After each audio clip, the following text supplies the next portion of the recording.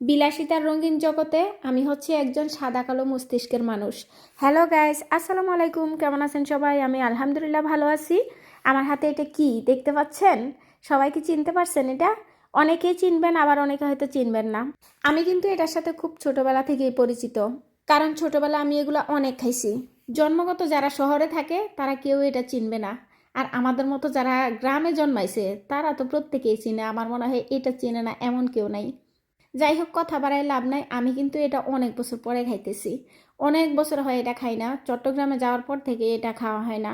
কারণ শহরে তো কি হয়, মানে প্রত্যেক বছর তালের রস করা হয়, কিন্তু আটি রাখা হয় না। কারণ রাখবো কোথায়? এটা তো মাটিতে রাখলে হয়, এরকম ভিতরে মাটিতে না রাখলে তো হয় না। আমি যদি বারান্দায় রেখে যাই, মানে একবার রাখছিলাম আমি শখ করে কয়েকটা, ভাবলাম যে এটার ভিতরের ফুলটা হওয়ার পরে খামো।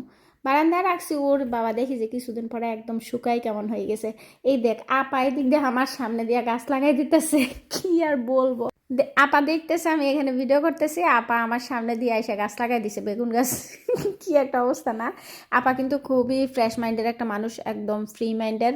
তার ভিতরে কোনো প্যাঁচ গোছ কোনো কিছু নাই। ইনি হচ্ছে একদম স্বাধীন।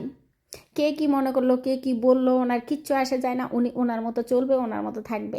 এই হলো কথা। মানুষটা খুবই সহজ সরল, খুবই ভালো। আচ্ছা, কেউ কিছু মনে করবেন না, আমি কিন্তু আমার আঞ্চলিক ভাষায় কথা বলি এবং বলতে পছন্দ করি। অনেকে আছে না, মানে শহরে থাকলে কেমন শহরে শহরে ভাব, অন্যরকম ভাবে কথা বলে। আমি শহরে যেভাবে কথা বলি গ্রামেও সেভাবেই কথা বলি। মোট কথা, জন্মের পর থেকে আমি যেভাবে কথা বলে বড় হয়েছি, এখনও আমার সেম কথা বলার স্টাইল, কোনো পরিবর্তন হয় নাই। কারণ এতটা শুদ্ধভাবে কথা বলা আমার ভালো লাগে না, বা আমার কাছে ইজি মনেও হয় না। আমি আমার আঞ্চলিক ভাষায় কথা বলি।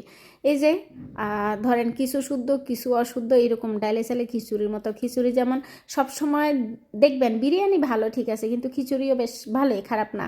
ঠিক আমার ভাষা হচ্ছে এরকম, কিছু শুদ্ধ ভাষা আর কিছু আঞ্চলিক ভাষা। কেউ কিছু মনে করবেন না আবার। সরি, আজান হচ্ছে, ভয়েসটা না হয় কিছুক্ষণ পরেই দিই।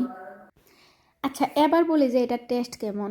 এটার টেস্ট হচ্ছে অসাধারণ, অসাধারণ। কি বলবো, মানে বলে প্রকাশ করার মতো না। অনেক বছর পরে খাইতেছি তো। আমি লাস্ট খাইছিলাম যে 2017 সালে। 2017 সালে আমি চট্টগ্রামে গেছি। এরপর থেকে আমার আর এই জিনিসটা খাওয়া হয় নাই। এদিক দিয়ে আপারও বলতেছে যে আপা খাবে কিনা।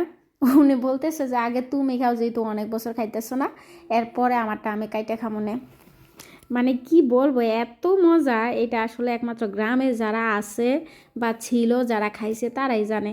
যারা খায় না তারা কখন কোনো দিন বুঝতেই পারবে না যে মানে এটা খাইতে যে এত একটা মজা। তো যাই হোক, অনেকেই হয়তো ভাবতে পারেন যে আমি স্কুল ড্রেস কেন পরে আসি। স্কুল ড্রেস পরার একমাত্র কারণ হচ্ছে যে আমি স্কুল ড্রেস পরে কিছুক্ষণ আগে একটু ভিডিও বানাইছিলাম। বেশ কয়েকটা ভিডিও বানাইছি, অনেক দিন পরে স্কুল ড্রেস পরছি। বিশ্বাস করবেন না, স্কুল ড্রেস পরার পরে মানে অন্যরকম একটা ফিল হচ্ছে। সেই স্কুল লাইফের কথা মনে পড়ে গেছে। আমি যখন সিক্সে ভর্তি হই, যে স্কুলে 6 থেকে 10 পর্যন্ত আমি এই সেম কালারের এই স্কুল ড্রেসটাই পরছিলাম। তাই মানে আমার মনে হয় যে আমি সেই আবার সিক্সের লাইফে চলে গেছি, তখনকার বয়সে চলে গেছে, আমার এমন ফিল হচ্ছে। স্কুল ড্রেসটা পরার পরে আমার মাইন্ডই চেঞ্জ হয়ে গেছে, একদম অন্যরকম। দেখেন আমার এই তো তালের আটি খাইতে খাইতে এখন চলে আসলাম কমলা গাছের কাছে। এই যে আমার গাছের কমলা বিশাল সাইজের, মাশাল্লাহ অনেক বড় সাইজ, কিন্তু অনেক সুন্দর হয়েছে। কিন্তু এবার পরিমাণে অনেক কম ধরছে, দেখছেন না? ভিডিও তো ওই দিন দেখাইলাম, অনেক কম ধরছে। প্রত্যেকটা গাছেই ফলন খুবই কম হয়েছে। এবার আপনাদেরকে দেখাইতেছি ভিতরে কি। একটু শক্ত রয়ে গেছে, মানে কালার আসার পরেও কমলাগুলা ধরেন আরও 1 মাসের মতো গাছে রাইখা দিলে উপরের যে চামড়াটা ওইটা আর একটু লুজ লুজ হয়, চুলতে মানে সহজ হয়, প্লাস মিষ্টিও হয়, অনেক বেশি মিষ্টি হয়।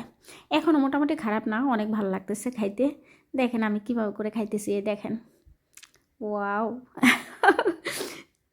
প্রচুর। আমার তো এখন বয়স দিতে এসে জিভে জল এসে গেছে। অসাধারণ। যারা যারা খাইতে চাও চলে আসো কুমিল্লা।